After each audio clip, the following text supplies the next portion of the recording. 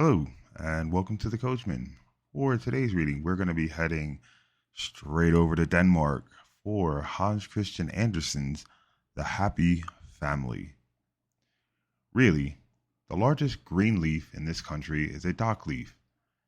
If one holds it before one, it is like a whole apron, and if one holds it over one's head in a rainy weather, it's almost as good as an umbrella, for it is so immensely large. The burdock never grows alone, but where there grows one, there would always grow several. It is a great delight, and all this delightfulness is snails' food. The great white snails, which persons of quality in former times made fracasses of, ate and said, "Hem, hem, how delicious!" for they thought it tasted so delicate, lived on dock leaves, and therefore burdock seeds were sown. Now, there was an old manor house where they no longer ate snails. They were quite extinct, but the burdocks were not extinct. They grew and grew all over the walks and all the beds. They would not get the mastery over them. It was a whole forest of burdocks. Here and there stood an apple and a plum tree, or else one never would have thought that it was a garden. It was all burdocks, and there lived the last two venerable old snails. They themselves knew not how old they were, but they could remember very well that they had been many more, that they were a family from foreign lands, and that for them and theirs the whole forest was planted.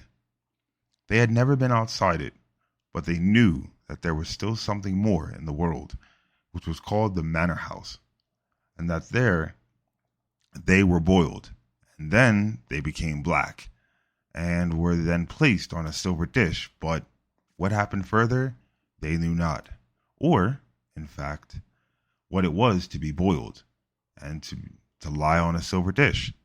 They could not possibly imagine, but it was said to be delightful and particularly gentle.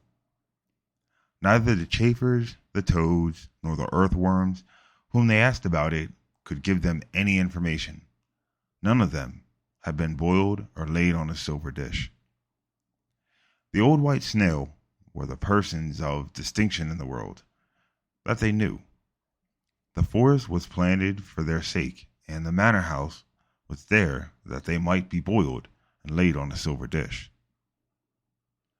Now they lived a very lonely and happy life, and as they had no children themselves, they had adopted a little common snail, which they brought up as their own. But the little one would not grow, for he was a common family. But the old ones, especially Dame Mother Snail, thought that they could observe how he increased in size, and she begged father, if he could not see it, that he would at least feel the little snail's shell, and then he felt it, and found the good dame was right. One day there was a heavy rainstorm. "Hear how it beats like a drum on the dock leaves," said Father Snail. "There are also raindrops," said Mother Snail, "and now the rain pours right down the stalk. You will see that it will be wet here. I am very happy to think that we have our good house, and the little one has his also. There is more done for us than for all other creatures, sure enough. But can you not see that we are folks of quality in the world? We are provided with a house from our birth, and the burdock forest is planted for our sakes. I should like this to know how far it extends, and what there is outside." "There is nothing at all," said Father Snail. "No place can be better than ours, and I have nothing to wish for." "Yes," said the dame, "I would willingly go to the manor house, be boiled, and laid on a silver dish. All our forefathers have been treated so. There is something extraordinary in it. You may see for sure." "The manor house was the most likely fallen to ruin," said Father Snail, "or the burdocks have grown over it, so that they cannot come out. There need not, however, be any haste about that. But you are always in such a tremendous hurry, and the little one is beginning to be the same. Has he not been creeping up the stalk these 3 days? It gives me a headache when I look up to him. You must not scold him, said Mother Snail. He creeps so carefully. He will afford us much pleasure, and we have nothing but him to live for. But have you not thought of that? Where shall we get a wife for him? Do you not think that there are some of our species at a great distance in the interior of the burdock forest? Black snares, I dare say, there are enough. There are enough of, said the old one. Black snails without a house, but they are so common and so concealed. But we might give the ants a commission to look out for us. They run to and fro as if they had something to do, and they certainly know of a wife for our little snail. I know one. Sure enough, the most charming one, said one of the ants, but I am afraid we shall hardly succeed, for she is a queen. That is nothing, said the old folks. Has she a house? She has a palace, said the ant. The finest ant's palace, the 700 passages. I thank you, said Mother Snail. Our son shall not go into an anthill. If you know nothing better than that, we shall give the commission to the white gnats. They fly far and wide, in rain and sunshine. They know the whole forest here, both within and without. We have a wife for him, said the gnats. At 100 human paces from here there sits a little snail in her house, on a gooseberry bush. She is quite lonely and old enough to be married. It is only 100 human paces. Well then, let her come to him, said the old ones. He has a whole forest of burdocks. She has only a bush. And so they went and fetched the little Miss Snail.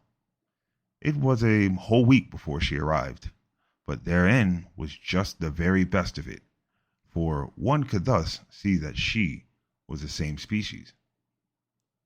And then the marriage was celebrated. 6 earthworms shone as well as they could. In other respects, the whole went off very quietly, for the old folks could not bear noise and merriment. But old Dame Snail made a brilliant speech. Father Snail could not speak. He was too much affected. And so they gave him, as a dowry and inheritance, the whole forest burdocks, and said, what they had always said, that it was the best in the world. And if they lived honestly and decently, and increased and multiplied, they and their children would once in the course of time come to the manor house, be boiled black, and laid on the silver dishes. After this speech was made, the old ones crept into their shells and never more came out. They slept. The young couple governed in the forest and had a numerous progeny, but they were never boiled and never came on the silver dishes. So from this they concluded that the manor house had fallen to ruins, and that all the men in the world were extinct. And as no one contradicted them, so, of course, it was so. And the rain beat down on the dock leaves to make drum music for their sake, and the sun shone in order to give the burdock forest a color for their sakes. And they were very happy, and the whole family was happy, for they, indeed, were so. Thank you very much, and until next time, take care.